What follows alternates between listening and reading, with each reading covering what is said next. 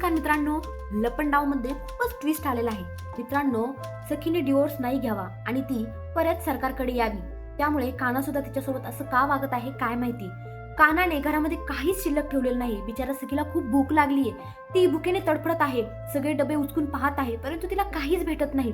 काल तिने कपाटात पालेभाज्या बघितल्या होत्या, आज तिथे पालेभाज्या सुद्धा नाही, काहीच नाही. काल तिने बिस्किट बघितलं होतं, पण आज बिस्किट सुद्धा नाही. काही सुद्धा त्या रूम मध्ये तिला सापडत नाही. आधी तर त्या टॉयलेटने तिची खूप हालत केली, बेकार केली, पण तिला वाटलं जाऊ दे, काहीतरी ऍडजस्ट तर करावंच लागेल. आपण जर एखादं चॅलेंज घेतलंय तर ते ऍडजस्ट करावंच लागेल, ते आपल्या स्वतःला निस्तरावंच लागेल.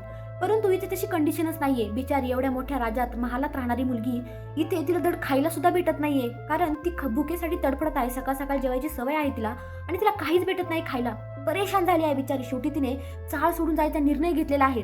ती आता चाळीला कायमचा टाटा बाय बाय बोलत आहे. म्हणत आहे की बाबा मला माफ कर, मी ते जे काही सरकारला चॅलेंज दिलं होतं ते कंप्लीट नाही करू शकले, नाही राहू शकत मी या चाळीत. मी कायमची ही चाळ सोडून चाललेली आहे आणि पुन्हा कधीच या चाळीत येणार नाही. बिचारी खूप रडत आहे आणि अशाच रडक्या चेहऱ्याने ती आता रिक्षावाल्याच्या रिक्षात बसून आता सरकारकडे जायला निघालेली आहे. इकडे आता किरणने फोन करून सांगितलेलं आहे की सखी चाळ सोडून निघून चालली आहे. कानाला तर इकडे धक्काच बसलेला आहे, परंतु त्याला धक्का का बसला, त्याचीच तर इच्छा होती ना की सखीने चाळ सोडावी आणि परत इकडे यावे, म्हणजे मला डिवोर्स भेटणार, म्हणजे डिवोर्स घ्यायला लागणार नाही. आणि तर सखी फायनली कामत हाऊस मध्ये पोहोचलेलीच आहे आणि दाराशी उभी आहे. इकडे सरकार म्हणत आहे, आलीस तू? अगं मी तुला म्हटलं होतं ना, तू 24 दिवस म्हणजे 2 दिवस काय, तू 24 तासात पुन्हा रिटर्न आली. कारण डिवोर्स तर तुला आता द्यावाच लागणार नाहीये. तुला आता मी जे म्हणन ते सगळं काही करावं लागणार. पण मित्रांनो, सखी आहे ती, सखी एवढ्या सहजासहजी हार मानणार नाही.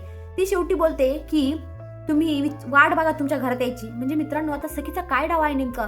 इथे सरकार तर फार खुश होत आहे की सखी आता रिटर्न आली. कानाली वाटत आहे की आता मला डिवोर्स भेटणार नाही. पण मित्रांनो, सखीने खूप मोठा गेम केलेला आहे. सखी आली तर खरं, पण तिने घरात पाऊल ठेवलेलं नाही आणखी. म्हणजे तिचा काहीतरी नक्कीच मोठा डाव दिसतोय.